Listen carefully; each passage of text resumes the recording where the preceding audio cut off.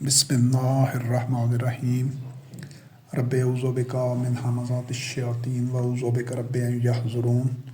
رب زدنی علما رب اشرح لی صدری ویسر لی امری واحلل عقدۃ من لسانی یفقہوا قولی والسلام علی من اتبع الہدی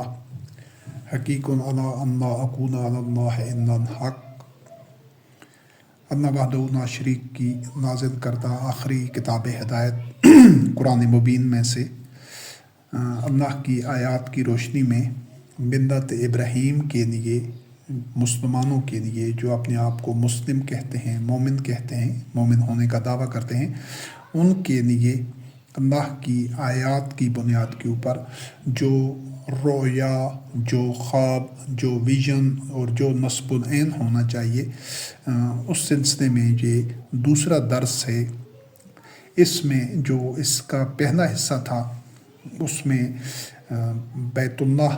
مسجد الحرام کی تعمیر کے اہداف و مقاصد کو واضح کیا گیا تھا اللہ رب العزت کی آیات کی روشنی میں، اور اس دوسرے درس میں اللہ رب العزت کی آیات کی روشنی میں اس حقیقت کے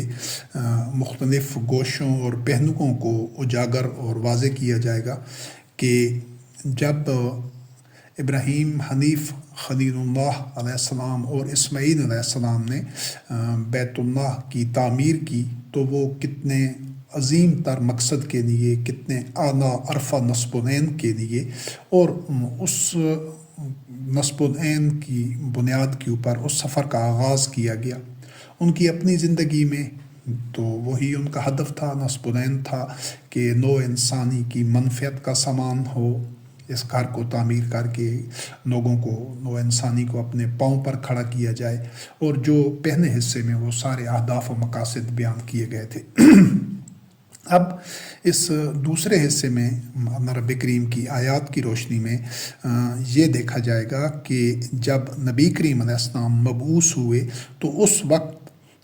ان مشرکین کی جو اپنے آپ کو وارثون الکتاب کہتے تھے اور جو یہ دعویٰ کرتے تھے کہ ہم اسی دین پر امن پیرا ہیں جو ابراہیم خلیل اللہ علیہ السلام کا دین ہے، تو اور یہ بھی حقیقت ہے، اللہ رب کریم کی آیات کی روشنی میں یہ ثابت ہے، واضح ہے، اور خود اللہ کی آیات اس پر شاہد ہیں کہ وہ کئی ایک امور میں، کئی ایک معاملات میں بظاہر اسی روش پر گامزن تھے بھی، لیکن حقیقت میں ان کی اصلیت کیا تھی، صدیوں کے اس سفر میں وہ کس ذلت، ضلالت اور پستی اور جہالت میں مبتلا ہو چکے تھے، کس شرک اور کفر کے وہ مرتکب تھے، باوجود مناسک ادا کرنے کے، باوجود اپنے زبانی دعووں کے۔ اس ساری صورتحال کو، اس منظر کو ہر پہلو سے سمجھنا اس لیے ضروری ہے کہ آج جو اپنے آپ کو امت مسلمہ کہتے ہیں، جو اپنے آپ کو ابراہیم خلیل اللہ علیہ السلام کی ذریت کہتے ہیں، ملت ابراہیم کہتے ہیں، اپنے آپ کو مومن کہتے ہیں، وہ اس آئینے میں اپنا چہرہ دیکھیں کہ اللہ وحدہ لا شریک کی میزان میں اس وقت کے مشرکین کی جو حالت تھی، جو ان کا دعویٰ تھا، جو ان کا طرز عمل تھا، لیکن اللہ وحدہ لا شریک کی کسوٹی پر، اللہ کی میزان میں ان کی کیا حقیقت تھی، کیا اصلیت تھی، اور کتنا تضاد تھا ان کے دعوے میں اور ان کی جو حقیقت تھی، اصلیت تھی، اس کے سارے پہلوؤں کو اس درس میں سمجھنے کی کوشش کی جائے گی اللہ رب العزت کی آیات کی روشنی میں، تاکہ آج ہر انسان، ہر وہ شخص جو اپنے آپ کو ملت ابراہیم خلیل اللہ علیہ السلام میں شامل کرتا ہے، خود کو مسلم کہتا ہے، خود کو ابراہیم خلیل اللہ علیہ السلام کے اہل میں سے، ان کی ذریت میں سے شمار کرتا ہے، تو وہ اپنا کردار و عمل اور اپنی حیثیت اور اپنی اصلیت کو ان آیات کے آئینے میں دیکھ لے، اور اس کے لیے تاکہ اپنی اصلاح کا عمل آسان ہو جائے، جو لوگ اپنی اصلاح کرنا چاہیں تو وہ ان آیات کی کسوٹی پر خود کو پرکھیں اور یہ فیصلہ کریں، تب ہی ان کی اصلاح ممکن ہوگی۔ اس سلسلے میں یہ جو دوسرا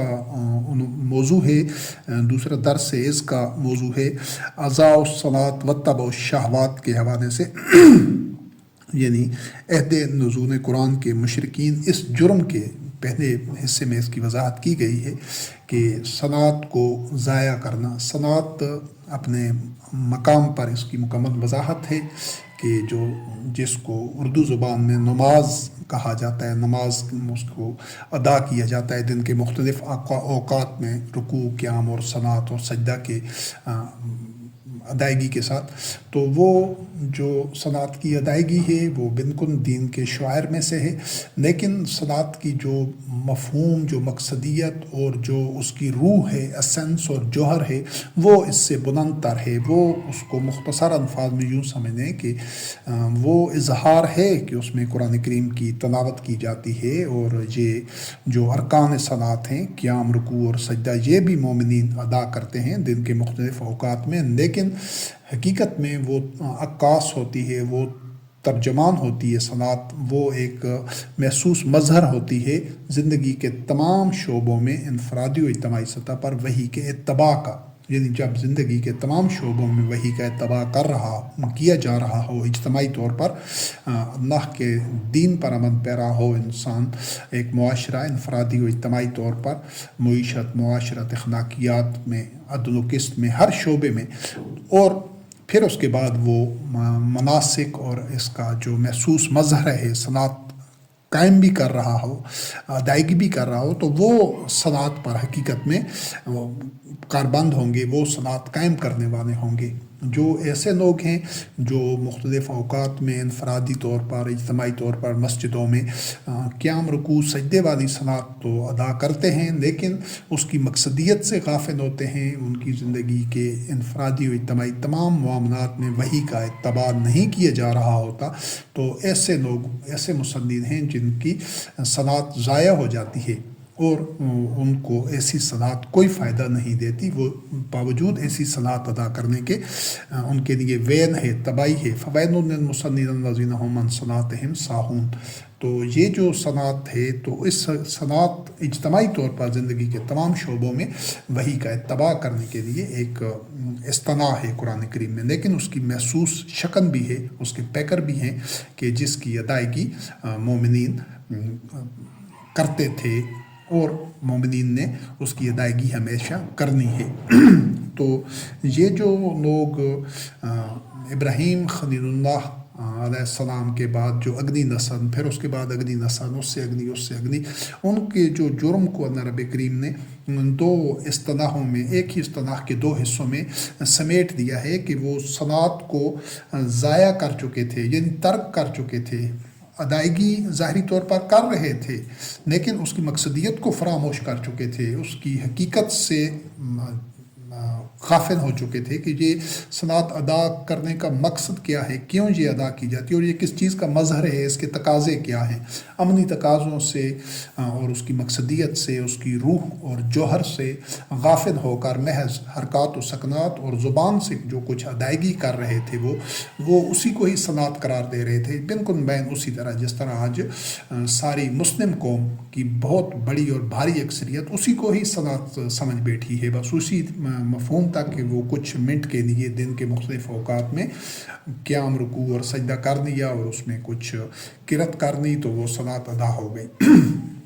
ایسے کہ جب ظاہری صنعت باقی ہو، اس کے ارکان محسوس شکل میں، لیکن اس کی مقصدیت کو فراموش کر دیا جائے، ترک کر دیا جائے، اس سے غفلت اختیار کر لی جائے، تو ایسی اس کو صنعت کا ضائع کرنا اللہ رب کریم نے قرار دیا ہے کہ وہ جو مختلف نسلیں تھیں، مختلف ان کے ادوار میں، تو ان کا جرم صنعت کو ضائع کرنا اور شہوات کے پیچھے چلنا، ہوائے نفس کا اتباع کرنا، شہوات کا اتباع، یعنی خواہشات کے پیچھے چلنا، جو بھی من میں آئی، جو جی چاہا، جو اس میں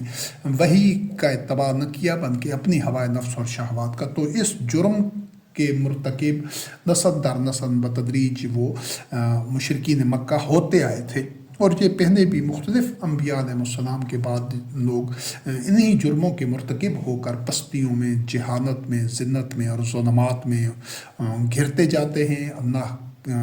کے غضب کا وہ باعث بنتا ہے ان کا وہ عمل، اور وہ عباد الطاغوت بن جاتے ہیں، اور مختلف انداز سے وہ مشرک اور کافر اور اس طرح کی فاسق اور فاجر اور مجرم بن جاتے ہیں۔ تو یہ جرم وہ اس تمام عرصے میں بھی اجتماعی طور پر یہی ہو رہا تھا۔ تو اب اس ازاء الصلاۃ اور واتباع الشہوات کے بعد جب بتدریج مختلف ادوار اور صدیاں گزرتی گئیں تو نبی کریم علیہ السلام کے عہد میں جو منظر تھا، اگر اس منظر کو، یہ تو ایک اصولی بات ہے کہ وہ لوگ ازاء الصلاۃ اور واتباع الشہوات کے جرم کے مرتکب ہوتے ہوتے، ہم نے اب یہ دیکھنا ہے اللہ رب کریم کی آیات کی روشنی میں کہ وہ اس وقت منظر کیا تھا، پھر ہمیں اس کا سارا جو ٹریک ریکارڈ ہے، جو ہسٹری ہے، جو ان کا ایک ماضی میں رویے رہے ہیں، وہ ساری سمجھ آ جاتی ہیں۔ تو اس میں سورۃ العنکبوت کی آیات 61 سے لے کر 63 میں اللہ رب کریم نے فرمایا کہ ان مشرکین سے پوچھیں کہ پوچھیں اگر کہ یہ سماوات اور ارض کو کس نے تخلیق کیا ہے اور سورج اور چاند کو کس نے مسخر کر رکھا ہے، تو وہ کہتے ہیں اللہ نے۔ یعنی یہاں سے پہلا ایک اللہ رب کریم نے جو ان کا منظر کشی کی ہے ان مشرکین کی، کہ وہ زبان سے تو اقرار کر رہے تھے اللہ رب کریم کے خالق کن ہونے کا اور پوری کائنات کا نظام چلانے کا۔ اب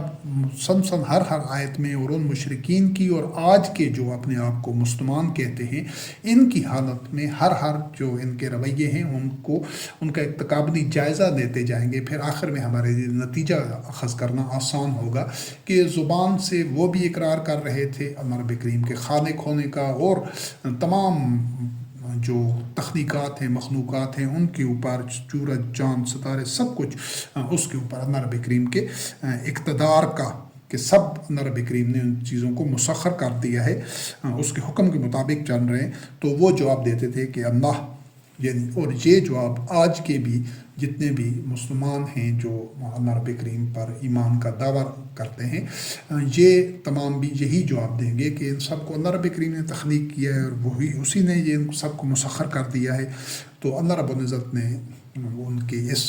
دعوے اور موقف کے جواب میں کہا کہ فَأَنَّىٰ يُؤْفَكُونَ، پھر یہ کہاں بہکے جاتے ہیں، کہاں گمراہ ہوئے جاتے ہیں۔ یعنی جب یہ زبان سے کہہ رہے ہیں تو پھر یہ اللہ رب کریم کی وحی کا،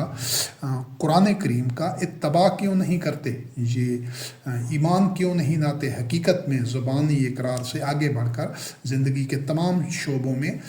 غیر اللہ کو اور اللہ کے ساتھ جو انہوں نے انداد اللہ اور شرکا بنا رکھے ہیں، جن کی یہ اطاعت کرتے ہیں، توا کرتے ہیں، جن کو انہوں نے رب بنا رکھا ہے، تو ان کی اطاعت اور اتباع کیوں کرتے ہیں، صرف اللہ وحدہ لا شریک کی اطاعت اور اتباع کیوں نہیں کرتے۔ تو جس طرح وہ مشرکین مکہ کر رہے تھے، آج کے جو مسلمان ہونے کے دعوے دار ہیں ان کی بھاری اکثریت ماشاء اللہ، وہ بھی بھاری اکثریت بھی اسی جرم کے مرتکب ہے کہ وہ صرف اور صرف وہی، یعنی قرآن مجید کا اتباع نہیں کرتے، اس کے ساتھ انہوں نے اور سینکڑوں ہزاروں شخصیات کے بت تراشے ہوئے ہیں، اور قرآن مجید کے ساتھ ان کی درجنوں، بیسیوں، سینکڑوں، ہزاروں کتابیں ہیں، اور مختلف اور آلہات بنا رکھے ہیں، شرکا اور انداد اللہ۔ تو اس چیز میں مشرکین مکہ اور آج کے مسلمانوں کی بھاری اکثریت مشترک ہے، زبانی اقرار کرنے میں، لیکن حقیقت میں وحی کے اتباع سے اعراض اور اجتناب اور گریز کرنے میں وہ بھی ایسا ہی کر رہے تھے اور یہ بھی ایسا ہی کر رہے ہیں۔ پھر ان کا جو اللہ رب کریم نے فرمایا، ان سے پوچھیں کہ آسمان سے پانی کون برساتا ہے جس سے مردہ زمین زندہ ہو جاتی ہے، تو وہ کہتے تھے کہ اللہ۔ تو ان سے کہہ دیجئے کہ الحمدللہ، لیکن اکثر لوگ ان کے عقل استعمال نہیں کرتے تھے، اور یہ اس بات میں بھی، اس یعنی کہ روش میں بھی آج کے جو مسلمان ہیں اور مشرکین مکہ جو تھے وہ تقریباً یکساں ہیں کہ وہ بھی عقل سے کام نہیں لیتے تھے، وہ محض آبا کے راستے پر چلتے تھے اور چیزوں کو دلیل اور منطق اور لاجک سے نہیں سوچتے تھے، فکر نہیں کرتے تھے، اور یہ نہیں دیکھتے تھے کہ ہمارا یہ جو جس کو وہ دین ابراہیم خلیل اللہ علیہ السلام قرار دے رہے تھے اور کہہ رہے تھے کہ ہم اسی دین پر کار باندھے، تو وہ اس کو نتائج کی روشنی میں نہیں پرکھتے تھے، وہ دلیل کی بنیاد پر کہ اس سے نوع انسانی کی منفعت کا کیا ہو رہی ہے اور معاشرے میں اصلاح کہاں ہو رہی ہے، اور اس کو کیا وہ نعمتیں، وہ برکات اور وہ انعامات مل رہے ہیں کہ جو ملنے چاہیے تھے۔ تو یہ چیزیں تب وہ کرتے کہ اگر وہ عقل استعمال کرتے۔ وہ محض علامتی طور پر، رسمی طور پر، پیدائشی اور محض تقلیدی طور پر دین پر عمل پیرا تھے اور نتائج کی بنیاد پر نہیں تھے، ٹھوس ثبوتوں، دلیلوں اور برہان کی بنیاد پر وہ وحی کا اتباع نہیں کر رہے تھے، یا وہ ابراہیم خلیل اللہ علیہ السلام کی ملت اور ذریت اور ان کے راستے پر نہیں تھے۔ بالکل اسی طرح جو آج کے جو مسلمان ہیں، یہ صدیوں سے بتدریج اسی نہج پر، اسی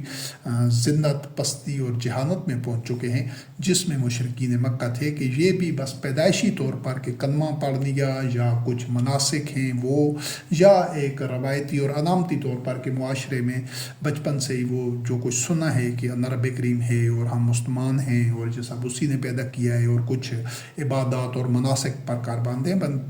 اسی وجہ سے علامتی طور پر پیدائشی تقلیدی ذہنیت کی بنیاد کے اوپر، ورنہ وہ اللہ کی آیات میں اس آئینے میں خود کو پرکھتے نہیں کہ ہمیں کیا وہ نتائج بھی مل رہے ہیں جو اللہ رب کریم کے ہر دور میں مومنین کو اللہ رب العزت کی طرف سے ملتے رہے ہیں۔ اگر وہ جس طرح وہ نہیں سوچتے تھے، وہ ایک تنقیدی جائزہ اور ایک حقیقت پسندانہ سوچ نہیں رکھتے تھے، بلکہ سرابوں کے پیچھے بھاگتے تھے اور محض مفروضوں پر اور ظن پر زندگی گزارتے تھے، ٹھوس اصولوں اور ایک برہان کے اوپر ان کے عقائد و نظریات اور اعمال اور تجزیہ درست نہیں تھا۔ بالکل اسی طرح آج کے مسلمانوں کا بھی ہے کہ یہ بھی عقل استعمال نہیں کرتے۔ پھر اس کے بعد سورۃ البقرہ کی آیات 199 سے لے کر 200 تک ہے۔ پہلی بات یہ ہے کہ ان کے ہم نے پہلی آیات میں 3 آیات میں یہ دیکھا ہے کہ وہ زبان سے اللہ رب العزت کے خالق ہونے کے اور اس کی حاکمیت کو تو تسلیم کرتے تھے، لیکن عقل و فکر سے کام نہیں دیتے تھے، کہ وہ تجزیہ اور دلیل اور برہان اور ثبوت اور ٹھوس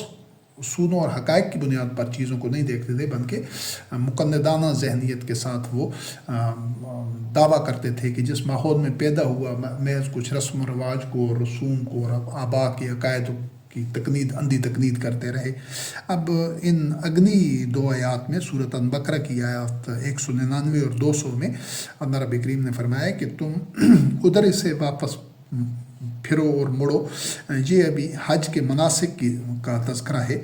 اس میں دیکھیں کہ جہاں سے لوگ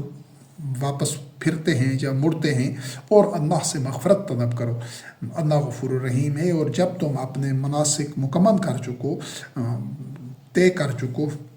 اور تو اس کے بعد پھر اللہ کا ذکر کرو اس طرح کہ جس طرح تم اپنے آبا کا ذکر کرتے ہو، بلکہ اس سے بھی زیادہ بڑھ کر اللہ کا رب کریم کا ذکر کرو۔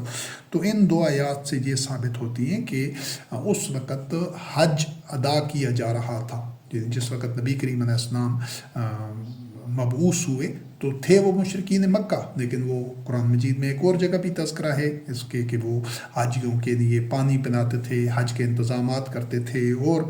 وہ حج کی جو مناسک تھے، جو اس کے شعائر تھے، وہ ان کے پابند بھی تھے اس وقت بھی۔ تو یہاں سے دوسری بات ان آیات سے یہ ثابت ہو گئی کہ جس طرح وہ ظواہر پر، مناسک پر کاربند تھے، اسی طرح آج کے جو مسلمان ہیں وہ بھی اسی طرح کاربند تو ہیں، حج بھی ہو رہا ہے، عمرہ بھی ہو رہا ہے، وہاں پر طواف بھی ہو رہا ہے، یہ طواف وہ بھی کر رہے تھے، حج وہ بھی کر رہے تھے۔ تو اس چیز میں بھی وہ مشرکین اور آج کے جو مسلمان ہیں یہ دونوں برابر ہیں۔ تو ہم نے اس طرح بتدریج مرحلہ وار دیکھتے جائیں گے کہ ان میں مشترکہ چیزیں آج کے مسلمانوں میں اور مشرکین مکہ میں کیا چیزیں تھیں۔ تو جب ساری چیزیں ان میں مشترک ہیں تو پھر ان کا جو دعویٰ ایمان ہے آج کے مسلمانوں کا، وہ بھی اسی طرح کھوکھنا، بے بنیاد اور محض علامتی اور رسمی طور پر ہے، اور اس کے کوئی انعامات اور ثمرات اور اللہ وحدہ لا شریک کی میزان میں اس کا کوئی وزن نہیں ہے۔ تو وہ اپنے سب کچھ انعامات کے باوجود، یعنی دعوے کے زبانی دعوے اور اقرار کے باوجود، ایمان کے دعوے اور اقرار کے باوجود، یہ ان کا یہ جو حج اور مناسک کرنے کے باوجود اللہ رب کریم نے ان کو کافر قرار دیا ہے۔ تو اور مشرک قرار دیا ہے اور ظالم قرار دیا ہے. تو آگے ہم بڑھتے جائیں گے اور ان آیات کی روشنی میں دیکھتے جائیں گے. اب سورۃ البقرہ کی آیت نمبر 158 میں دیکھیں تو جہاں پر اللہ رب کریم نے فرمایا کہ صفا و مروہ اللہ کے شعائر ہیں، تو جو بھی حج یا عمرہ کرے تو اس کے لیے اس میں گناہ نہیں ہے کہ وہ ان کا طواف کرے، اور جو خیر میں اطاعت کرے اللہ رب کریم کی تو اللہ شاکر علیم ہے. یعنی یہاں پر آپ دیکھیں کہ صفا اور مروہ کا جو طواف ہے اس کو اللہ رب کریم نے یہ نہیں کہا کہ تم صفا اور مروہ کا طواف کرو، بلکہ یہ کہا ہے کہ جو کوئی طواف کرے اس کے لیے، یعنی حج اور عمرہ کرے تو اس کے لیے اس میں گناہ نہیں ہے کہ وہ صفا و مروہ کا طواف کرے. تو یہاں سے یہ ثابت ہوتا ہے کہ یہ صفا و مروہ کا طواف نبی کریم علیہ السلام کی بعثت سے پہلے ہو رہا تھا. مشرکین مکہ اس پر کاربند تھے، اور ان کے کسی ایک سوال کے بظاہر جو جہاں سے اندازہ ہو رہا ہے کسی نے اس طواف کے متعلق پوچھا ہوگا، تو یہاں پر اللہ رب کریم نے اس کے جواب کے انداز میں جو پیرایا، جو سیاق و سباق سے جو چیز ظاہر ہو رہی ہے، تو اس کے جواب میں اللہ رب کریم نے فرمایا کہ اس میں کوئی گناہ نہیں ہے کہ لوگ اگر اس طرف صفا و مروہ کا طواف کرتے ہیں. تو یہاں سے پہلے جس طرح ہے کہ وہ ان کے مناسک حج کا اور تذکرہ تھا اس سے پہلے والی آیات میں، تو یہاں سورۃ البقرہ کی 158 نمبر میں بھی آیت میں سے یہ ثابت ہوتا ہے کہ صفا و مروہ کا طواف بھی ہو رہا تھا، اور پہلے وہ جو دیگر مناسک وہ بھی ہو رہے تھے. اور سورۃ الانفال کی آیت نمبر 35 سے اس میں اللہ وحدہ لا شریک نے فرمایا ہے کہ ان مشرکین کی جو صلاۃ ہے مسجد الحرام میں بیت اللہ کے پاس، وہ تو تانیاں اور سیٹیاں ہی ہیں محض، تو ان کو عذاب فذوقوا العذاب بما کنتم تکفرون، کہ ان کے کفر کرنے کی وجہ سے ان کو عذاب کا ذائقہ چکھایا جائے گا، یعنی وہ مستحق عذاب ہوں گے. یہ اس آیت میں آپ دیکھ لیں کہ وہ مسجد الحرام میں صلاۃ ادا کر رہے تھے. تھی ان کی صلاۃ وہ جس طرح پہلے اس کا تذکرہ ہو چکا ہے کہ بے مقصد آوازیں تھیں، بے مقصد حرکات تھی جن کا کوئی نتیجہ مقصدیت یا ان کا کوئی جوہر اور اسنس نہیں تھا کہ ہم یہ کر کیوں رہے ہیں. ان جو مناسک ہیں، جو مظاہر ہیں، ان کی مقصدیت کیا ہے، اس چیز سے وہ غافل تھے، بلکہ وہ مقلدانہ ذہنیت کے ساتھ انہوں نے پچھلے لوگوں کو دیکھا، اس سے پچھلوں کو، اور وہ اس پر کاربند تھے، وہ اس کی حقیقت سے غافل تھے، جہالت میں تھے، اس سے آشنا نہیں تھے. تو ایسی صلاۃ پڑھنے کے باوجود، یعنی زبانی دعوے کے باوجود، اللہ پر ایمان کے دعوے کے باوجود، حج کے مناسک ادا کرنے کے باوجود، صفا و مروہ کا طواف کرنے کے باوجود، بیت اللہ میں صلاۃ ادا کرنے کے باوجود، اللہ رب کریم نے فرمایا کہ وہ کافر ہیں اور وہ عذاب کا ذائقہ چکھیں گے. اب سورۃ البقرہ کی آیت نمبر 189، اس میں یسألونک عن الأہلہ کہ نبی کریم علیہ السلام سے لوگ پہلی کے چاند کے بارے میں دریافت کر رہے تھے، اس کی وضاحت چاہ رہے تھے. تو اللہ رب کریم نے فرمایا یہ جو چاند ہے نئے چاند کے بارے میں، تو یہ ہے کہ یہ لوگوں کے لیے مواقیت للناس والحج، حج کے جو اوقات کا تعین ہے یا جن مہینوں کا، اس کے لیے، اور وقت کے تعین کے لیے کہ سال کے 12 مہینے ہیں. تو اس حوالے سے اور آگے اس کی وضاحت کی گئی کہ یہ کوئی بر یعنی بھلائی، نیکی اور وسعت اس میں نہیں ہے کہ تم گھروں کے پچھواڑے میں سے آیا جائے، داخل ہوا جائے، لیکن وسعت اور نیکی اور بھلائی یہ ہے کہ جو کوئی تقوی اختیار کرے تو تم اپنے گھروں کے دروازوں سے آؤ اور تقوی اختیار کرو تاکہ تم فلاح پا جاؤ. تو یہاں سے ایک اور چیز واضح ہوتی ہے کہ وہ لوگ خود اپنے طور پر انہوں نے کئی نیکی کے کام بنا رکھے تھے. مشرکین اپنے طور پر بذام خیش بہت سارے نیک کام کر رہے تھے، لیکن ان نیک کاموں کا حکم اللہ رب کریم نے نہیں دیا تھا. اس نقطے کو سمجھنا بھی بڑا ضروری ہے، کیونکہ جس طرح آج مسلمان قوم میں ایسے درجنوں، بیسیوں، سینکڑوں، ہزاروں کام کر رہے ہیں، پوری دنیا میں جتنے بھی اپنے آپ کو مسلمان کہتے ہیں، ملت ابراہیم خلیل اللہ علیہ السلام اپنے آپ کو قرار دیتے ہیں، مومن قرار دیتے ہیں، وہ ایسے سینکڑوں، ہزاروں کام کر رہے ہیں شب و روز میں، مختلف اوقات میں، مختلف ایام میں، جن کا اللہ رب کریم نے کوئی حکم ہی نہیں دیا۔ تو اللہ رب العزت نے جہاں ایک ان کی حرکت کی، ایک عمل کی نشاندہی کر کے یہ واضح کر دیا ہے کہ فلاح اور بر، نیکی اور فلاح اس میں نہیں ہے کہ تم خود ساختہ نیکیاں کرو، تو اسی طرح یہ جو مسلمان قوم ہے اس میں سینکڑوں، ہزاروں ایسے کام ہیں جو ان کے خود ساختہ اکابرین نے لکھے ہیں، بیان کیے ہیں، ان پر عمل کیا ہے، لیکن قرآن مجید میں ان کا تذکرہ نہیں ہے، اور لوگ یعنی مسلمان اپنے آپ کو اپنے طور پر بذام خیش ان کو نیکی سمجھ کر، بر، اچھائی، بھلائی سمجھ کے، ثواب سمجھ کے جس کو کہتے ہیں، وہ کر رہے ہیں، لیکن اللہ وحدہ لا شریک کی میزان میں ان کا کچھ وزن نہیں ہے اور فلاح کا باعث وہ نہیں بن سکتے۔ اس کو ویسے تو ان کا جو فہرست ہے وہ تو شاید شمار سے بھی باہر ہو، لیکن چند ایک حوالے کے طور پر آپ یوں سمجھیں، یہ جو مختلف ایام منائے جاتے ہیں، یہ مختلف شخصیات کی پیدائش کے یا مختلف تاریخی واقعات کے حوالے سے، یہ جو مختلف محرم کی تقریبات ہیں، یا جس کو جو عید میلاد النبی کہتے ہیں، یا نبی کریم علیہ السلام کی قبر پر جانا، یا دیگر مختلف قسم کی جو شخصیات ہیں جن پر موت آ چکی ہے ان کی قبروں پر جانا، یہ نعتیں پڑھنا، اور یہ مزاروں پر عرس وغیرہ، اور یہ خود اپنے طور پر فلاں ذکر کر لو یہ ثواب ملے گا، فلاں نفل پڑھ لو، فلاں، اس طرح کے تمام امور جن کو لوگ نیکی فلاں وقت یہ کر لو، فلاں دن روزہ رکھ لو، فلاں یہ کام کرو، اس طرح کے سینکڑوں، ہزاروں کام ہیں جن کو اپنے طور پر یہ مسلمان ان کو نیکی سمجھ کر، بر سمجھ کر، اور اپنی فلاح کا ذریعہ سمجھ کر، اور جنت کے لیے ثواب سمجھ کر رہے ہیں، لیکن ان کا تذکرہ اور حوالہ یا حکم قرآن کریم میں نہیں ہے، تو ایسے تمام کام بالکل مشرکین مکہ کی طرح اسی زمرے میں آتے ہیں کہ ناخن اس طرح کاٹو، اس طرح کے کپڑے پہنو، اس طرح کا مسواک کرو۔ ان کاموں کو بعض احادیث جن کو نبی کریم علیہ السلام سے منسوب کر کے لکھا گیا ہے، بعض کاموں کو سنت قرار دیا ہے، بعض کو روایات کے، اور بعض کو خود ساختہ ائمہ، اکابرین، اور اس طرح کے جن لوگوں کو صالحین کہا جاتا ہے ان سے منسوب کر کے یا ان سے اخذ کر کے ان کاموں کو نیکی، ثواب، اس نے کہا ہے کہ یہ تسبیح پڑھ لو، یہ ذکر کر لو، یہ آیات پڑھ لو تو یہ ثواب ملے گا، یہ آیات فلاں وقت پر پڑھو، اس طرح کے سارے کام جن کو نیکی کہا جاتا ہے، لیکن قرآن مجید میں اس کا حکم نہیں ہے، اس میں کوئی ابہام نہیں ہونا چاہیے، وہ تمام کے تمام افعال، وہ کام، وہ چاہے ذکر اذکار ہے، چاہے کچھ بھی ہیں، چاہے مختلف ایام کے، مختلف شخصیات کے حوالے سے ان کی نسبت سے کوئی بھی کام ہے جن کی سند قرآن مبین کے متن میں نہیں ہے، جو اللہ رب کریم کا حکم نہیں ہے، جو انبیاء اور رسول علیہ السلام کا اسوہ حسنہ نہیں ہے، جن کو کتاب اللہ میں بیان نہیں کیا گیا، ان کی حیثیت اللہ وحدہ لا شریک کی میزان میں کچھ بھی نہیں ہے۔ وہ ان کا جو حیثیت ہے، اس کی جو ایسے جو افعال، اعمال، ایسی جو چیزیں ہیں، اقدام ہیں، ان کا کوئی وزن نہیں ہے، وہ پر کاہ بھی وزن نہیں رکھتے اللہ رب کریم کی میزان میں، بن کے بذام خیش ایک قسم کی ایک تقلید ہے اور ایک جہالت ہے،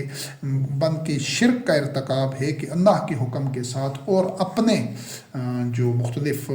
اپنے جیسے لوگ ہیں ان سے منسوب یا ان کے کہی ہوئی باتوں کو بھی اللہ کے احکام کے ساتھ ملانا ان کا جرم بن جاتا ہے، نہ صرف یہ کہ وہ نیکی نہیں بلکہ وہ فلاح سے دور کر دیتا ہے۔ کیوں کہ انسانوں کی توانائیاں اور صلاحیتیں ضائع ہوتی ہیں ایسے کاموں میں جن کا اللہ رب کریم نے حکم بھی نہیں دیا۔ تو اس بات میں بھی مسلمانوں کی بھاری اکثریت، بہت بڑی اکثریت ایسے ناجانی، ناحاصل، بے معنی اور نحو و ناب امور کو دین سمجھ کر، اللہ کا حکم سمجھ کر ان کو اپنا رہی ہے، ان پر وقت، توانائیاں، صلاحیتیں، پیسہ ضائع اور برباد کر رہی ہے، جبکہ دین کا ان سے کچھ تعلق بھی نہیں ہے۔ تو اس بات میں بھی مشرکین مکہ اور آج کے مسلمان وہ ایک ہی کیٹیگری میں آتے ہیں۔ تو جس طرح اللہ رب کریم نے صرف ان کے ایک حرکت کا یا ان کے ایک عمل کا رد کر کے اس کا توڑ کر کے حکم دیا ہے کہ یہ گھروں کے پچھواڑے سے آنے کو جو تم بر قرار دے رہے ہو، نیکی اور بھلائی قرار دے رہے ہو، ایسا نہیں ہے، گھروں کے دروازے سے داخل ہو۔ تو اسی طرح وہ تمام کام جو قرآن کریم میں جن کا حکم نہیں ہے لیکن وہ لوگوں کے کہنے پر جو لوگوں سے منسوب کر کے یا نبی کریم علیہ السلام سے منسوب کر کے کیے جا رہے ہیں، کتاب اللہ میں ان کا تذکرہ اور حکم نہیں ہے، وہ انبیاء علیہ السلام کی اسوہ حسنہ سے ثابت نہیں ہے، قرآن کریم کے متن میں نہیں ہے، تو ایسے تمام کام اسی ضمن میں، اسی کیٹیگری میں، اسی زمرے میں شامل ہوتے ہیں کہ جو مشرکین مکہ جس طرح کر رہے تھے۔ اب اس سے اگنا جو حوالہ ہے وہ سورۃ یونس سے آیت نمبر 59 ہے۔ اس میں جو انہی مشرکین مکہ کی ایک روش اور ایک عمل کا حوالہ موجود ہے۔ اللہ رب کریم نے فرمایا کہ کیا تم دیکھتے ہو کہ اللہ نے جو تمہارے لیے رزق نازل کیا ہے، یعنی جو اللہ رب کریم کی حلال اور طیب کھانے کی چیزیں ہیں، تو اس میں سے تم حرام اور حلال اپنے طور پر قرار دے دیتے ہو، کیا اللہ نے تمہیں اس کا حکم دیا ہے؟ کیا اجازت دی ہے ایسا کرنے کی؟ یا تم اللہ پر جھوٹ کرتے ہو؟ تو یہاں پر دیکھیں کہ یہ جو مشرکین مکہ تھے، یہ جس طرح پہلی آیات سے یہ چیز ثابت ہے کہ وہ یہ بھی تسلیم کرتے تھے کہ یہ سب ارض و سما اللہ رب کریم نے خلق کیا ہے، اور پھر اس کے بعد وہ مناسک حج بھی ادا کر رہے تھے اور صلات بھی ادا کر رہے تھے اور طواف بھی کر رہے تھے، اور اس کے علاوہ یہ اس طرح کی خود ساختہ نیکیاں بھی کر رہے تھے، لیکن سب کچھ اکارت جا رہا تھا، اس کے باوجود بھی وہ کافر اور ظالم اور مشرک تھے۔ تو اسی طرح انہوں نے حلال حرام بھی اپنی طرف سے تعین کر رکھا تھا۔ ان سے مراد ہے ان کے جو خود ساختہ جو اکابرین تھے، جو اپنے مذہبی پیشوا تھے، جن کی وہ اطاعت و اتباع کر رہے تھے، وہ ابراہیم خلیل اللہ علیہ السلام اور اسماعیل علیہ السلام کی جو وحی کی تعلیمات تھی ان پر تو کاربان نہیں تھے، ظاہری طور پر کئی چیزیں کر رہے تھے، لیکن بہت ساری چیزیں جس طرح پہلے تذکرہ ہے کہ وہ گھروں کے پچھواڑے سے آنے کی جو ایک چیز انہوں نے شروع کی ہوئی تھی، اور اس طرح جو انہوں نے مختلف حلال حرام اپنی طرف سے ان کے کہنے پر بنا دیے تھے۔ اللہ کے رزق میں طیب اور حلال رزق کو انہوں نے اس طرح کیٹیگرائز کر دیا تھا کہ فلاں چیز حرام ہے، فلاں حرام ہے، فلاں حرام ہے۔ یہ قرآن مجید میں دیگر مقامات پر اس کا تذکرہ موجود ہے۔ تو اس حوالے سے حلال حرام کی پابندی کرنا، یعنی یہ حلال حرام کی پابندی اللہ رب کریم کا حکم ہے، اس کا خیال رکھنا ہے۔ جس کو اللہ رب کریم نے حرام قرار دیا ہے، مومن کبھی بھی اس کو حلال نہیں کر سکتا، اور جس کو اللہ رب کریم نے حلال کیا ہے، مومن اس کو حرام قرار نہیں دے سکتا۔ لیکن اگر یہ حلال و حرام اللہ رب کریم کی نازل کردہ وحی کی بنیاد پر نہ ہو، بلکہ مختلف شخصیات سے منسوب ہو، چاہے وہ خود نبی کریم علیہ السلام سے منسوب کر دیا جائے یا دیگر جو فقہا جن کو کہا جاتا ہے یا ائمہ کہا جاتا ہے، اس طرح کے لوگوں کے مذہبی پیشوائیت کی حلال اور حرام ٹھہرائی ہوئی چیزیں ہیں، تو اللہ رب کریم کی میزان میں اس کا کوئی وزن نہیں ہے ایسے حلال و حرام کی پابندی کرنے کا، بلکہ الٹا جرم بن جاتا ہے کہ یہ اللہ پر افتراء ہے کہ حرام تو ان کے جو خود ساختہ ائمہ اور اکابرین اور ایسی شخصیات نے کیا ہوتا ہے یا ان سے منسوب کیا جاتا ہے، لیکن اس کو یہ کہا جاتا ہے کہ یہ اللہ رب کریم کی طرف سے، یہ تو اللہ پر جھوٹ کھڑا جاتا ہے۔ تو ایسی حلال حرام کی پابندی جرم کے زمرے میں ہے۔ تو اسی طرح آج کے جو مسلمان ہیں وہ بھی اگر کئی چیزوں کو جو قرآن کریم میں جن کو حرام قرار نہیں دیا گیا اور وہ ان کو حرام قرار دیتے ہیں، تو یہ بھی اسی ضمن میں آتے ہیں، ان کا اس بات میں بھی یہ مشرکین مکہ سے وہ اشتراک ہے۔ اگنی پھر سورۃ النجم کی آیات ہیں 19 سے لے کر 23 تک۔ اس میں مشرکین مکہ کا ایک جو انہوں نے بت رکھے ہوئے تھے، لات، منات اور دیگر عزا، یہ ان کے بت تھے، ان بتوں کی پرستش کرتے تھے، اور اس کے بعد وہ کہتے تھے کہ معاذ اللہ کے لیے تو بیٹیاں ہیں اور ہمارے لیے بیٹے ہیں، یعنی ایسی انہوں نے بونڈی تقسیم کر رکھی تھی۔ اور اس کے علاوہ وہ کچھ نام تھے یہ جس طرح یہ نات منات عزا اور اس کے، تو وہ انہوں نے خود رکھے تھے یا ان کے باپ دادا نے رکھے تھے. اللہ نے ان کے لیے کوئی دلیل اور برہان اور کوئی سلطان نازل نہیں کی تھی کہ یہ نام اللہ رب کریم نے وہ نام بتائے ہوں، یا ان کی کوئی حیثیت یا ساکھ یا کوئی ان کا اتباع کرنے کا حکم دیا ہو. نہیں، ایسا کچھ بھی نہیں تھا، بلکہ وہ ظن کا اتباع کرتے تھے، گمان کا اور ہوائے نفس کا، تہوان انفس. اور اب قرآن کریم میں اللہ رب کریم کی طرف سے ان کو ہدایت ان کی طرف بھیجی گئی تھی جس کا وہ انکار کر رہے تھے. تو آپ یہاں پر یہ جو فرق ہے آج کے مسلمانوں میں اور مشرکین مکہ میں، وہ یہ ہے کہ ان کے جو بت تھے وہ لکڑی کے یا پتھر کے، مٹی کے یا دھات کے بنے ہوئے تھے. تو اللہ رب کریم نے ان بتوں کے لیے بھی کوئی سند نازل نہیں کی تھی. اور آج کے جو مسلمان ہیں ان کے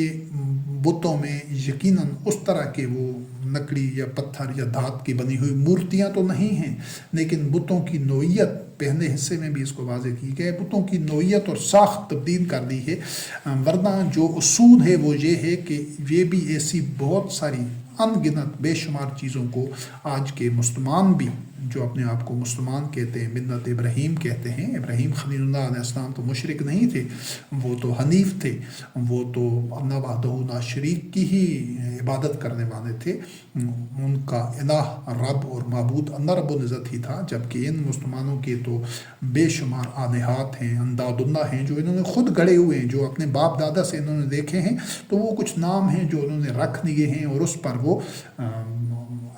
پچھلی نسلوں کو ایسا کرتے ہوئے دیکھا، آبا کو یہ بھی کر رہے ہیں، اگلی نسل میں کچھ اور کا اضافہ ہو جائے گا، اس سے اگلی نسل میں، یہ صدیوں سے ایسا ہی ہوتا چلا آ رہا ہے. تو یہ کچھ نام انہوں نے جس طرح رکھ دیے تھے، اسی طرح بس صرف ناموں کا فرق ہے. انہوں نے بت بنا دیے تھے، انہوں نے قبریں بنا دی ہیں، اور بتوں کی بجائے انہوں نے وہ جس طرح انہوں نے اپنے وہ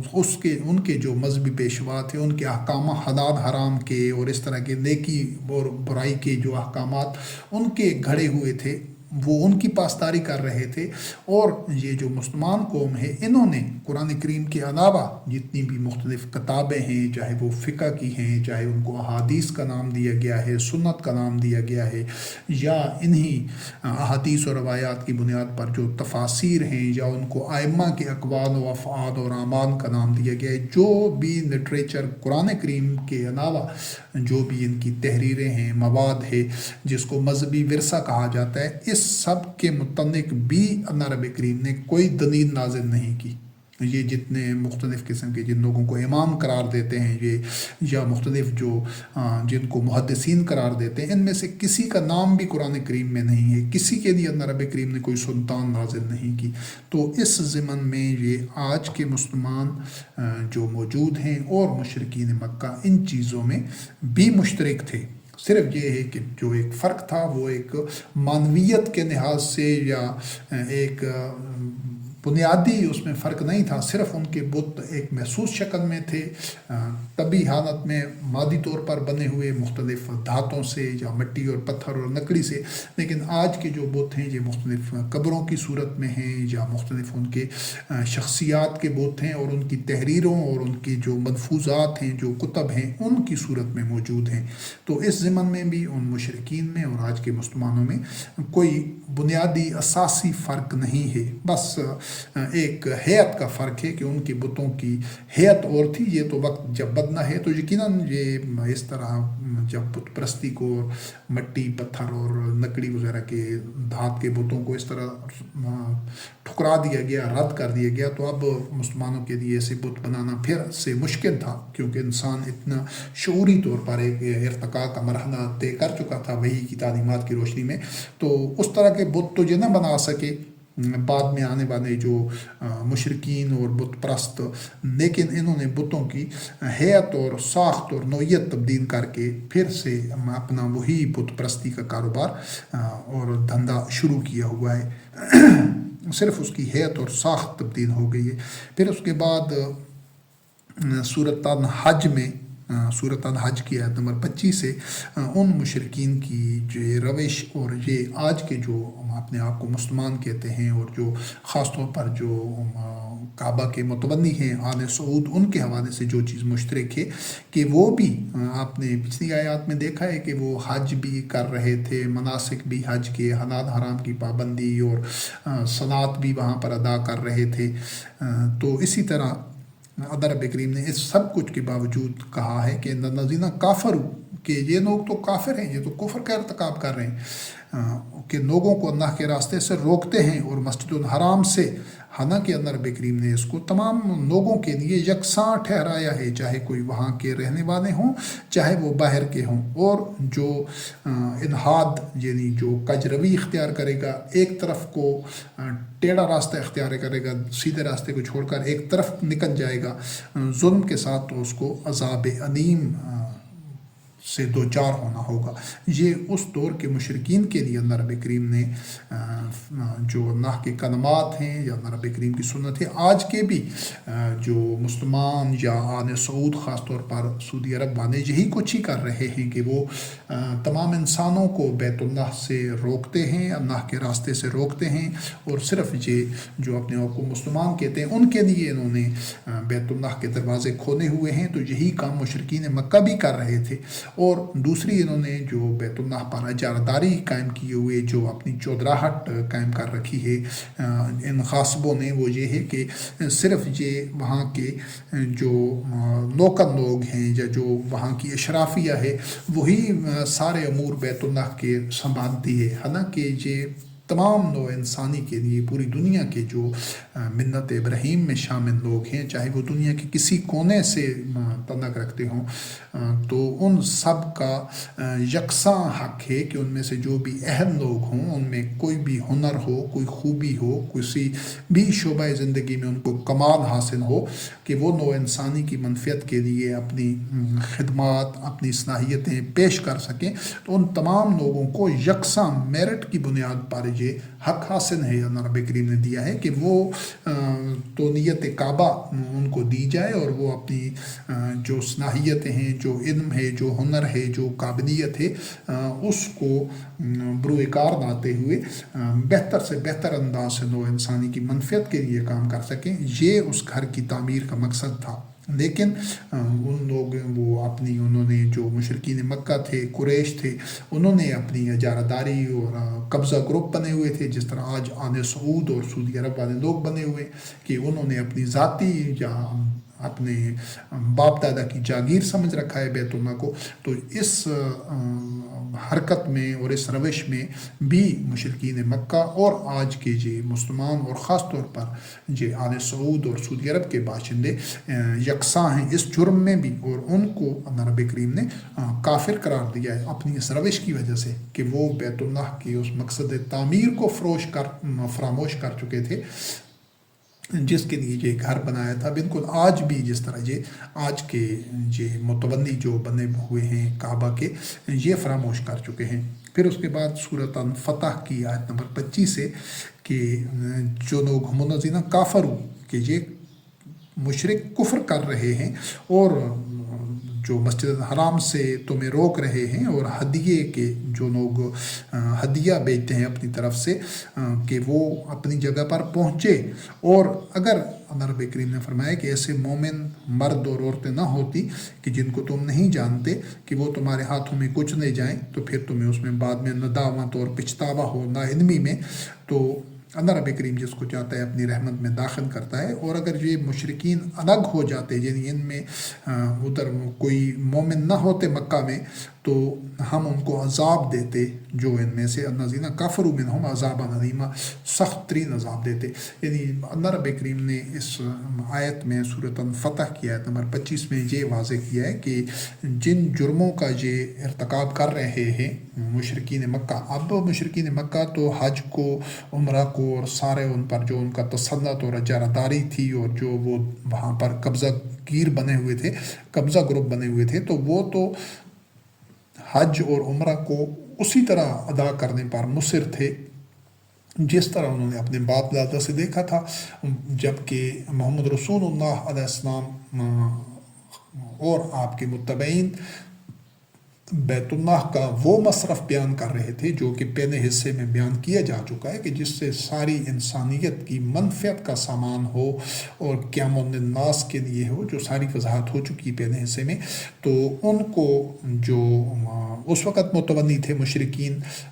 جو کہ کفر کے مرتکب ہو رہے تھے، کافر تھے، مشرک بھی تھے، کافر بھی تھے، تو ان کو یہ چیز ناگوار تھی۔ وہ یہی چاہتے تھے کہ جو ہمارا ادھر بالادستی قائم ہے اور جس طرح یہ حج ہو رہا ہے اور جس طرح ہم محض بے روح رسموں کے لیے اور پوجا پاٹ کے انداز سے اور اپنے ایک چودراہٹ کے لیے ہم بیت اللہ کو استعمال کر رہے ہیں، اس کا غم تصرف کر رہے ہیں، تو وہ اسی طرح کرنا چاہتے تھے۔ اسی وجہ سے وہ مومنین کو، جو لوگ مومن ہو چکے تھے، جو قرآن کریم کا وحی کا اتباع کر رہے تھے اور بیت اللہ کو اس کے جو مقصد تعمیر ہے، اس ہدف کو پورا کرنے کے لیے کوشاں تھے، تو مشرکین مکہ ان کی راہ میں رکاوٹ تھے، یہی کہ وہ نہیں چاہتے تھے کہ اس طرح حج ادا کیا جائے، عمرہ ادا کیا جائے اور بیت اللہ کو ان مقاصد کے حصول کا ذریعہ بنایا جائے جن کے لیے یہ گھر تعمیر ہوا ہے۔ جبکہ محمد رسول اللہ علیہ السلام وحی کے ذریعے، قرآن مجید کے ذریعے یہ شعور لوگوں میں پھیلا رہے تھے کہ اس گھر کا تو مقصد تعمیر بالکل مختلف تھا، جبکہ استعمال اس کو محض پوجا پاٹ اور بے روح رسموں کے لیے اور ایک بے مقصد مناسک کے لیے استعمال کیا جا رہا ہے۔ تو آج بھی بالکل وہی صورتحال ہے، اور آج کے بھی یہ جو آل سعود ہیں یا جو بیت اللہ کے متولی ہیں، یہ کبھی بھی مومنین کو یہ اجازت نہیں دیں گے۔ آج بھی جو واقعتاً حقیقت میں متقین ہیں اور جو رب کریم کی نازل کردہ وحی قرآن کریم کا اتباع کرنے والے ہیں، جو صحیح معنوں میں ملت ابراہیم میں شامل ہیں، جو ابراہیم خلیل اللہ علیہ السلام کے عہد ہیں، ان کی ذریت میں شامل جو مومنین ہیں، یہ آل سعود کبھی بھی ان کو اجازت نہیں دے گی کہ اس گھر کو ان مقاصد کے لیے، بیت اللہ کو، مسجد الحرام کو تصرف میں لایا جائے جس کے لیے یہ گھر تعمیر کیا گیا تھا۔ تو اس اپنے جرم میں بھی، یہ جرم جو مشرکین مکہ کر رہے تھے، آج آل سعود اور سعودی عرب کے لوگ بھی اس جرم میں یکساں اسی جرم کے مرتکب ہو رہے ہیں۔ پھر سورۃ التوبہ کی آیت نمبر 17 ہے۔ اللہ رب کریم نے کیٹیگوریکلی واضح اور دو ٹوک انداز میں یہ فیصلہ کر دیا ہے، حکم دے دیا ہے کہ مشرکین مساجد کی آبادکاری کے اہل ہی نہیں ہیں، کہ وہ تو خود ہی اپنے کفر کے اوپر شاہد ہیں۔ یہاں پر آپ دیکھیں کہ آیت کے پہلے حصے میں مشرکین کا لفظ ہے اور دوسرے میں کفر کا ہے، یعنی شرک بھی بنیادی طور پر کفر ہی ہوتا ہے۔ ان کے تو اعمال اکارت جاتے ہیں، ضائع ہو جاتے ہیں، اولئک حبطت اعمالہم اور وفی النار ہم خالدون، کہ انہوں نے ہمیشہ آگ میں رہنا ہے۔ تو آپ یہاں پر دیکھیں کہ باوجود صلاۃ ادا کرنے کے، زبان سے اللہ پر ایمان کا دعویٰ ادا کرنے کے باوجود، حج کے مناسک کرنے کے باوجود، حلال حرام کی پابندی کرنے کے باوجود، اپنے طور پر نیکیاں کرنے کے، بر کے کام کرنے کے، سب کچھ کے باوجود اللہ رب کریم نے ان کو تولیت کعبہ کی مسند سے کیوں ہٹایا؟ یہ جو سوال ہے، یہ جو نقطہ ہے، اس کو سمجھنا ضروری ہے۔ کیوں ان کو کافر قرار دیا، مشرک قرار دیا، ان کے سب اعمال کو اکارت قرار دیا؟ یہ اللہ کی آیات ہیں، یہ کسی کی ذاتی کوئی سوچ یا فکر یا کوئی نظریہ یا مشاہدہ یا آبزرویشن نہیں ہے۔ تمام انسانوں کے لیے اللہ کی آیات موجود ہیں، اور وہ خود قرآن مجید میں سے ان آیات کو دیکھیں اور اس کی گہرائی کو اور اس حقیقت کو سمجھیں کہ سب کچھ کے باوجود کیوں وہ جہنمی تھے، آگ میں جانے والے تھے، ان کے اعمال اکارت تھے، کیونکہ انہوں نے اس مقصد کو فراموش کیا ہوا تھا۔ ظواہر میں الجھے ہوئے تھے، ظواہر پر، ظاہری چیزوں پر قربان تھے، لیکن حقیقت میں وہ غافل تھے۔ تو آج کے مسلمان بھی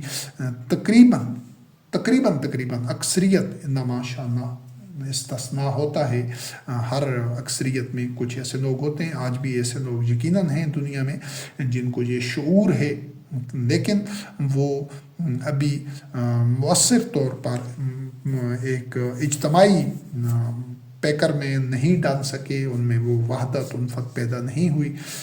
کہ وہ جب ان کی یہ کاوشیں وہ نتیجہ خیز ہوں اور وہ اللہ وحدہ لا شریک کی نصرت سے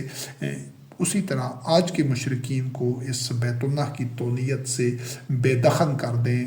جس طرح محمد رسول اللہ علیہ السلام رحمت للعالمین اور آپ کے متبعین رضوان اللہ علیہم نے اس عہد کے مشرکین کو بے دخل کیا اور ان کے نظام کو شکست دی۔ تو آج کے یہ جو مصرفین ہیں، مبذرین ہیں، جو ہوائے نفس کا اور شہوات کا اتباع کر رہے ہیں، آج کے یہ جو آل سعود ہیں، جو عرب ہیں، اور یہ عہد نہیں ہے، تو اللہ رب کریم نے جس طرح اس دور کے مشرکین کو مساجد کو آباد کرنے کا عہد ہی قرار نہیں دیا، تو آج جس طرح یہ اپنے کفر پر خود شاہد ہیں، یہ تو آج کے یہ جو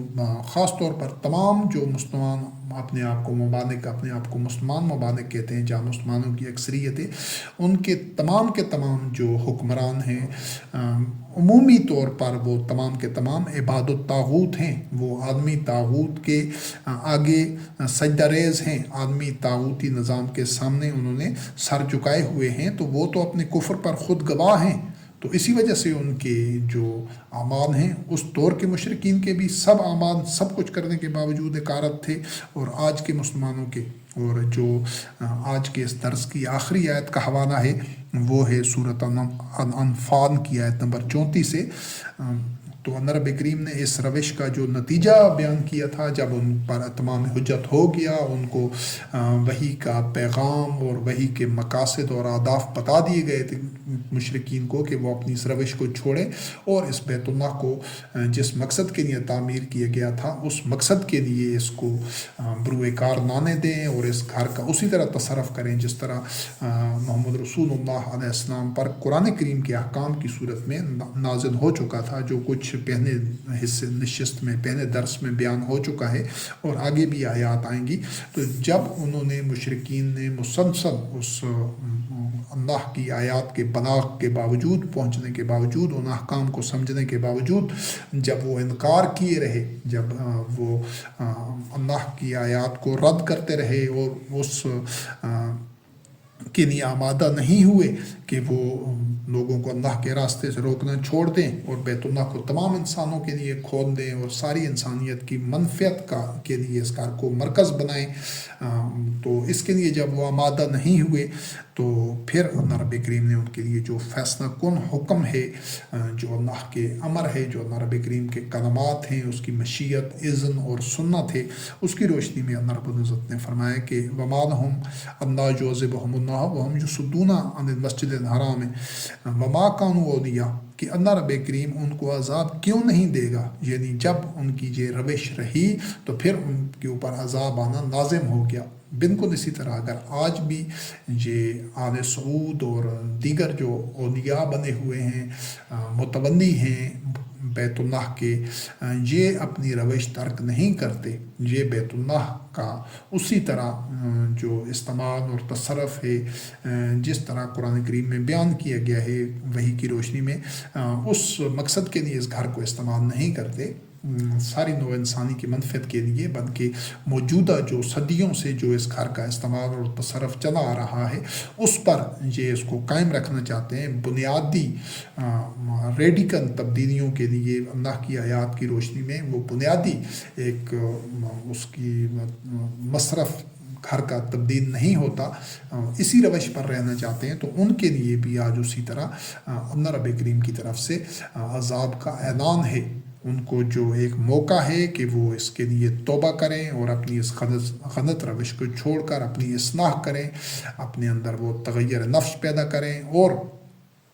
ہوائے نفس اور شہوات کا اتباع ترک کر کے اللہ کی آیات کا وحی کا اتباع کرتے ہوئے اس گھر کو ان تمام مقاصد اور اہداف کے لیے استعمال کریں اور ساری نوع انسانی کی منفعت کے لیے اور تمام انسانوں کے لیے اس کے دروازے کھول دیں۔ تو پھر لوگوں کو نہ روکیں، جو لوگ حقیقت میں جو لوگ اس کے اہل ہیں، اس اپنے اندر وہ اہلیت پیدا کریں، یا جو اہل ہیں، جو متقی ہیں، جو واقعتاً ابراہیم خلیل اللہ علیہ السلام کی منت اور ذریت اور جو اہل ہیں ان کے حوالے اگر تونیت کعبہ نہیں کرتے، یا خود اپنے اندر اہلیت پیدا کریں، تغیر نفس پیدا کریں، اور اپنے کردار و عمل کو اور اپنی ترجیحات کو وہی سے ہم آہنگ کر دیں، تو فابہا ان کو اللہ رب کریم انعامات اور ثمرات دے گا کہ وہ اس طریقے کے اوپر جو اہلیت کا جو معیار قرآن کریم میں بیان کیا گیا ہے اور جو رہنما اصول دیے گئے ہیں ان کے مطابق اگر وہ بیت اللہ کا سارا انتظام چلائیں تو ان کو اللہ رب کریم سارے یہ ثمرات، انعامات اور برکات دے گا۔ لیکن اگر وہ اس کے راستے میں رکاوٹ بنیں گے، اس کو اسی نہج پر سارے انتظامات کو اور سارے سلسلے کو، حج عمرہ کو اور تونیت کعبہ کو چلانا چاہیں گے جس پر ابھی چل رہا ہے صدیوں سے، تو جس طرح ان مشرکین کے لیے عذاب کی ایک نذیر تھی، ایک خبردار اور آگاہ کر دیا گیا تھا، آج کے مشرکین کا بھی انشاءاللہ العزیز بہت جلد یہی انجام ہونے والا ہے اگر انہوں نے اپنی روش تبدیل نہ کی۔ تو ان کے لیے بھی اللہ رب کریم نے فرمایا کہ وہ تو مسجد الحرام سے روکتے ہیں، اور وہ اس کے اولیاء ولی اور متولی ہیں ہی نہیں، اس کے اولیاء تو وہی ہیں مسجد الحرام کے، اور یہ صرف اس مسجد الحرام تک محدود نہیں ہے بیت اللہ یا کعبہ تک، بلکہ تمام مساجد کی جو اولیاء ہیں، جو متولی ہیں، جن کے پاس اس مسجد کے سارے امور کا انتظام کرنا، چلانا اور اس مسجد کو وحی کے اتباع کا ایک مرکز بنانا کہ زندگی کے تمام شعبوں میں وحی کا، قرآن کریم کے اتباع کو یقینی بنایا جائے، اس کے لیے جو ذمہ داری جن لوگوں پر عائد ہوگی وہ صرف اور صرف متقی ہوں گے، جو خود وحی کا اتباع کرنے والے ہوں گے۔ تمام دنیا میں جتنی مساجد ہیں، تو جو مسجد حرام ہے، بیت اللہ ہے، وہ جو کہ ایک بنیادی حرم ہے، ایک ہی حرم ہے، تو اس حوالے سے وہ مرکز ہے، اور بقایا پوری دنیا میں اس کی شاخیں ہوں گی۔ تو نہ اس مرکز کے اولیاء مشرکین ہو سکتے ہیں اور نہ دیگر دنیا بھر کی مساجد کے۔ تو یہ جب جو لوگ اس موجودہ سٹیٹس کو برقرار رکھنا چاہیں گے، تو ان سے تونیت کعبہ انشاءاللہ العزیز نہ صرف واپس لی جائے گی بلکہ ان کو عذاب بھی بھگتنا پڑے گا، جس طرح مشرکین مکہ کو عذاب سہنا پڑا شکست کی صورت میں، ذلت کی صورت میں، اور آخرت کا عذاب تو ان کے لیے یقینی ہے۔ بالکل اسی طرح آج بھی وہی معاملہ ہوگا۔ تو اس چیز کے لیے یہ ایک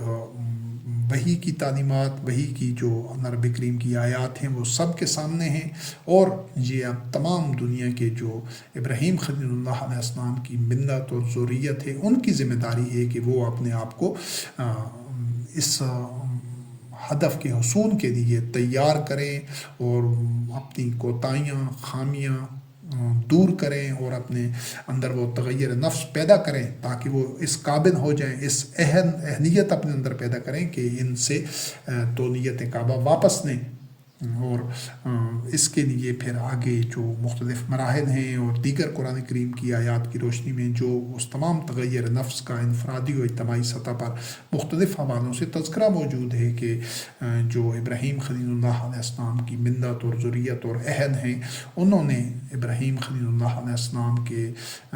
محمد رسول اللہ علیہ السلام کی اسوہ حسنہ پر کس طرح عمل کرنا ہے، یعنی اپنی معیشت، معاشرت، اخلاقیات اور عدل و قسط کے نظام میں اور عبادات میں، ہر شعبے میں کس طرح انہوں نے خود کو وحی کی تعلیمات سے ہم آہنگ کرنا ہے۔ یہ تمام کی تمام مختلف دیگر درسوں میں اس کی وضاحت کی جا چکی ہے۔ تو وہ اپنے آپ کو ہم آہنگ کریں، اپنی جد و جہد، اپنی توانائیاں، صلاحیتیں، کاوشیں اس کے لیے وقف کر دیں، تو انشاءاللہ جب وہ اہل ہو جائیں گے، جب وہ اولیاء بن جائیں گے، ان کے اندر وہ اہلیت اور تقوی اور ایمان اور صدق اور اخلاص اور عزم اور قوت، وہ ساری خوبیاں ان میں اجاگر ہو جائیں گی، وہ محکم ہو جائیں گی، تو